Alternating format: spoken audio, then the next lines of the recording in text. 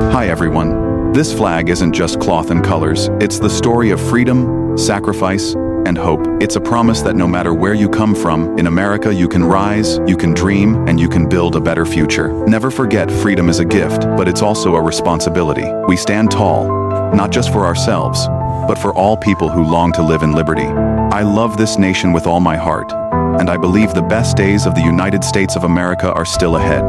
I would like to wish President Trump all the best in leading our country to greater prosperity and lasting strength.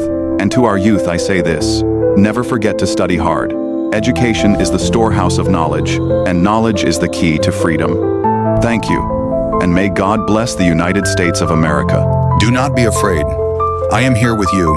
I am your father, your protector, your light. No darkness shall harm you while I stand before you. Hold fast to your faith, for in me you are safe.